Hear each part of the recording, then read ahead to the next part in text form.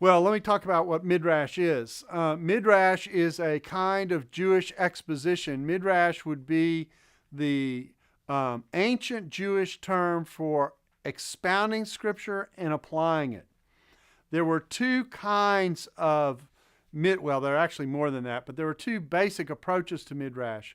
One was called Haggadah. This was exposition through example. The other was called halakha. It had to do with dealing with a particular legal question about the law, about the Torah.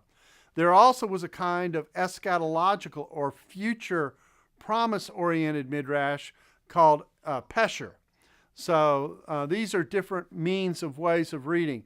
And they really are descriptive labels of what's going on in the text.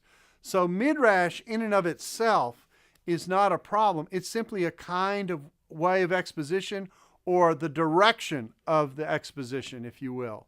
And so the idea that there are midrashic sections of the New Testament is not unusual. There's a very famous speech in Acts 2 where Peter is laying out Joel 2, Psalm 16, Psalm 132, Psalm 110:1 to show this is the new era and that the Spirit has come on the people of God.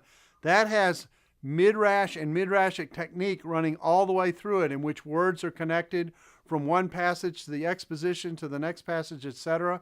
Everything about that is midrashic, and it's used by the apostles, and it's presented in the Scripture, and it's actually one of the interpretive customs the apostles used. But sometimes people will use midrash almost in a way in which it's equated with allegorical reading, that there's a secret meaning or a secret set of connections. When that's going on, usually there's a problem.